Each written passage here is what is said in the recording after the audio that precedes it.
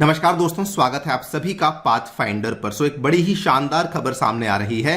Finally 15 साल के इंतजार के बाद भारत के द्वारा जो Kaladan multi modal transport project है उसको ऑपरेशनलाइज करवा दिया गया है। आप लोग यहाँ पे देख पाएंगे, ये ट्वीट के माध्यम से बताया गया। मिस्टर शांतनु ठाकुर जी, जो कि हमारे शिपिंग और पोर्ट्स वाले मंत्रालय के मिनिस्टर ऑफ स्टेट हैं, उन्होंने बताया at the Shyam Prasad Mukherjee port Kolkata flagged off the inaugural run of vessel to Sitwe Port, Myanmar, developed under the Kaladan Multimodal Transit Transport Project. In fact, इस पूरे के पूरे डेवलपमेंट की पीएम मोदी ने भी जम के तारीफ करी। उन्होंने कहा कि बहुत अच्छा हुआ कि फाइनली इस प्रोजेक्ट को अब हमने ऑपरेशनलाइज कर दिया है। सो बात करेंगे इस प्रोजेक्ट के बारे में। ऑल्सो डिस्कस किया जाएगा कि किस तरीके से ये भारत का जो Siliguri corridor often called as the chicken neck dilemma, उसको भी किस तरीके से सॉल्व करने में मदद करता है, और इस प्रोजेक्ट के और क्या क्या फायदे हैं जो कि हमें देखने को मिलते हैं,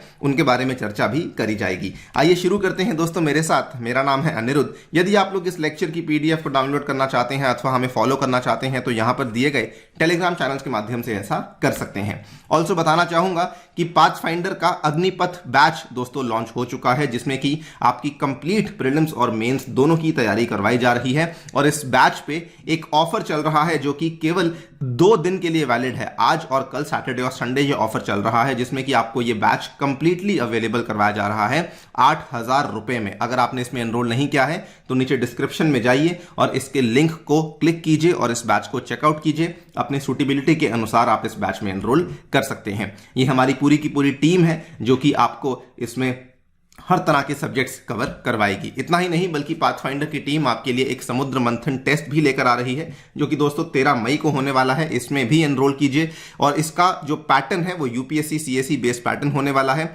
एंड इसमें जो टॉप रैंकर्स होंगे उनको पाथफाइंडर की तरफ से काफी इनाम भी दिए जाने वाले हैं। ऑलराइट, तो सबसे पहले कालादान प्रोजेक्ट के बारे में थोड़ा जान लेते हैं। दोस्तों, कालादान का जो प्रोजेक्ट है ये बेसिकली लॉन्च किया गया था आज से लगभग 15 साल पहले, as per the look east policy, जो कि इंडिया ने बहुत साल पहले अनाउंस करी थी। जो लुक ईस्ट पॉलिसी थी, इसके चलते बेसिकली भारत की ये कोशिश थी कि भारत जो भी देश उसके ईस्टर्न साइड पे आते हैं उसके साथ अपने संबंधों को इंप्रूव करे, अपने इकोनॉमिक और ट्रेड रिलेशंस को बेहतर किया जाए। ये वाली जो पॉलिसी थी इसको दोस्तों 1991 में अनाउंस किया गया था। और इसी पॉलिसी के तहत जो कालादान मल्टी मोडाल का प्रोजेक्ट है इसको 2008 में साइन कर दिया गया था। बाय द वे बताना चाहूंगा कि अब इंडिया की लुक ईस्ट पॉलिसी को एक्ट ईस्ट पॉलिसी कहा जाता है, जो कि सन 2014 में जब मोदी गवर्नमेंट सत्ता में आई थी तो उनके द्वारा इस पूरी की पूरी पॉलिसी को रीमॉडल किया गया था, रीवैम्प किया गया था।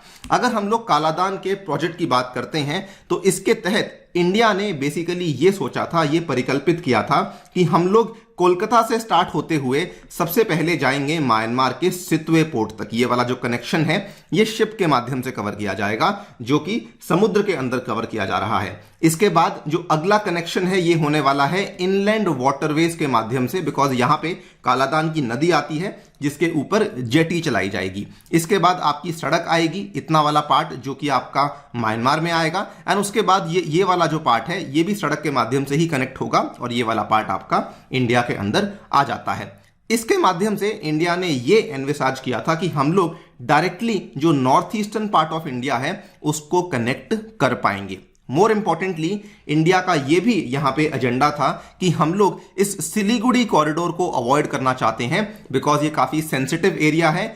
और साथ ही में सिलीगुड़ी कॉरिडोर से अगर हम लोग यहां से सामान को लेके जाने का प्रयास करते हैं तो समय भी बहुत लगता है और कॉस्टिंग भी काफी ज्यादा लग जाती है। अगर हम लोग प्रिसाइजली आंकड़ों की बात करें तो बताया जाता है कि जो ये वाला प्रोजेक्ट है ये लगभग 1328 किलोमीटर से हमारी दूरी को कम कर सकता है। तो ऑब्वियसली आप हिसाब लगा लीजिए कि अगर इतने किलोमीटर की दूरी कम होती है तो कितना ज्यादा हमें यहां पे कॉस्ट बेनिफिट और टाइम बेनिफिट देखने को मिल सकता है। क्योंकि इस प्रोजेक्ट में हमें एक सी का कंपोनेंट, उसके बाद एक रिवर का कंपोनेंट, उसके बाद एक सड़क का कंपोनेंट देखने को मिलता है।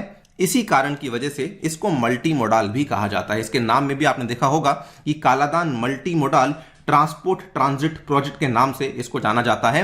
वो इसीलिए because it employees a range of infrastructure. इसमें रोड्स भी हैं, ब्रिजेस भी हैं, फ्लोटिंग बराजेस भी हैं। जो फ्लोटिंग बराजेस हैं दोस्तों, ये इनलैंड वाटरवेज के ऊपर आपको देखने को मिल जाते हैं। ये प्रोजेक्ट के ऊपर कंस्ट्रक्शन तो शुरू हुई थी सन 2010 में और कहा जा रहा था कि 2014 तक इस प्रोजेक्ट को खत्म कर दिया जाएगा, लेकिन ये खत्म नहीं हुआ। बहुत सारे सिक्योरिटी चैलेंजेस की वजह से प्रोजेक्ट खिंचता चला गया। कोविड-19 भी आ गया 2020 में और उस कोविड-19 के बाद तो एक बार के लिए इस प्रोजेक्ट के ऊपर पूरा का पूरा जो काम था उसको सस्पेंड कर दिया गया था। उसके बाद अनुमान लगाया गया कि बहुत ही जल्दी इस प्रोजेक्ट को खत्म कर दिया जाएगा, लेकिन उसमें भी काफी समय लग गया। बिकॉज आपको मालूम होगा कि कोविड-19 के दौरान ही म्यांमार में तख्ता पलट हुआ, वहां पे हमें मिलिट्री कू देखने को मिला, जिसके बाद से जनरली जितने भी प्रोजेक्ट्स थे वहां पर उसमें काफी ज्यादा हमें देरी देखने को मिली। लेकिन फाइनली वो दिन आ चुका है। 15 साल के देरी के बाद इंडिया के द्वारा सितवे पोर्ट को अब फाइनली ऑपरेशनलाइज करवा दिया गया है। आप यहां पे देख सकते हैं 4 मई की ये वाली खबर है जो कि मिंट के द्वारा पेश करी गई है। नाउ एक बार फिर से इस मैप को देखिए जो कि कालादान के प्रोजेक्ट को समझाता है। तो कोलकाता से शिप शुरू होती है जो कि सी रूट को कवर करेगी, जो कि मात्र 540 किलोमीटर का है और ये पहुंचेगा आपका सितवे पोर्ट तक। ये आपका यहां पे सितवे पोर्ट है, मैं आपको थोड़ा जूम इन करके भी दिखा देता हूं। This is the Sittwe port over here. Once the ship reaches Sittwe port, उसके बाद ये कालादान रिवर के माध्यम से बेसिकली पलेटवा पहुंचेगा और पलेटवा के बाद इसकी आगे जो कनेक्टिविटी है वो सड़क के माध्यम से है। पलेटवा से कलेटवा, कलेटवा से जोरिनपुई और जोरिनपुई से आगे फिर आपका नेक्स्ट कनेक्शन सीधा आइजवाल तक होने वाला है।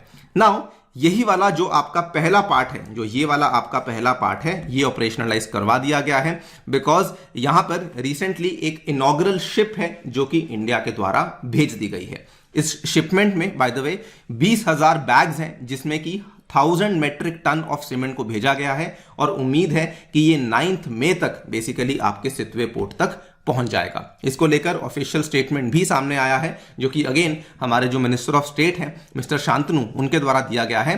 The port will open up new opportunities for trade and transit from and to Myanmar, particularly the Rakhine State, and further enhance trade and commerce between the two countries and the wider region।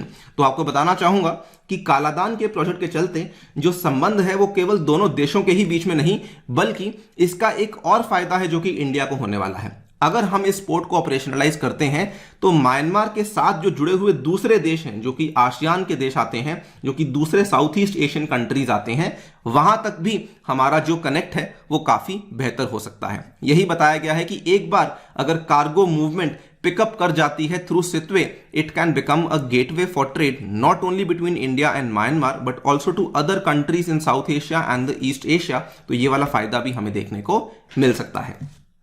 इन सब चीजों के साथ साथ एक बड़ी चुनौती है जिसकी वजह से कालादान का मल्टी मोडाल प्रोजेक्ट अभी भी एक बहुत बड़ा चैलेंज फेस कर रहा है। दोस्तों ये जो चुनौती की हम बात कर रहे हैं ये बेसिकली है 110 किलोमीटर की वो सड़क जो कि लाई करती है बिटवीन पलेतवा एंड जोरिनपुई। तो मैंने आपको बताया कि इसमें मल्टीपल कंपोनेंट्स हैं। पहला कंपोनेंट आपका सी रूट है, दूसरा कंपोनेंट आपका रिवर रूट है, तीसरा कंपोनेंट आपका रोड रूट है जो कि म्यांमार में है, चौथा कंपोनेंट आपका रोड रूट है जो कि इंडिया में है। जो ये तीसरा कंपोनेंट है 110 किलोमीटर का, ये ऑपरेशनलाइज नहीं हो पा रहा है और इसके पीछे बहुत सारे चैलेंजेस हैं। जब तक ये ऑपरेशनलाइज नहीं होता है तब तक पूरा कालादान का प्रोजेक्ट ऑपरेशनलाइज नहीं हो पाएगा। इसके पीछे क्या क्या चैलेंजेस हैं उनको डिस्कस कर लेते हैं। नंबर 1 चैलेंज है कि ये वाला जो एरिया है ये बेसिकली लाई करता है म्यांमार की रखाइन स्टेट में। ये जो मैंने यहाँ पे मार्क किया हुआ है ये दोस्तों म्यांमार की रखाइन स्टेट है और यहाँ पे सबसे बड़ा चैलेंज यही है कि यहाँ पर आती है अराकान आर्मी।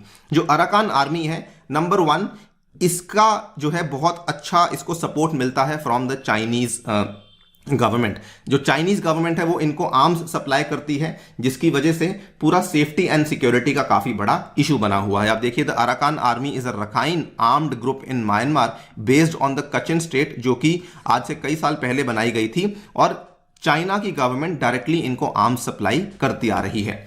एक और बड़ा चैलेंज जो कि हमें यहां देखने को मिलता है, और ये चैलेंज देखने को मिला एवर सिंस हमें म्यांमार में मिलिट्री कू देखने को मिला, तो वहां पर जो इंटरनल कॉन्फ्लिक्ट चल रहा है उसके चलते भी यहां पर जो डेवलपमेंट है वो होनी काफी कठिन है। ये जो स्टेटमेंट है गौतम मुखोपाध्याय के द्वारा दिया गया है, जो कि पहले भारत के एम्बेसडर रह चुके हैं टू म्यांमार। इन्होंने कहा the internal conflict involving the ethnic resistance organisations and the people's defence forces on the one hand and the military regime on the other hand will be a major challenge.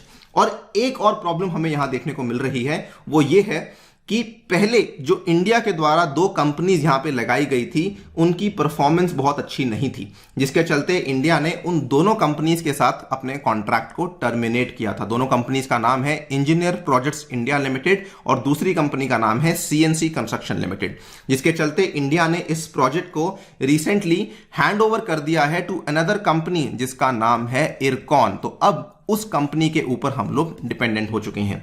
Security के मुद्दे यहां पर ऐसे भी देखने को मिले हैं कि 2019 में अराकान आर्मी के द्वारा 2 इंजीनियर्स को एब्डक्ट भी कर लिया गया था।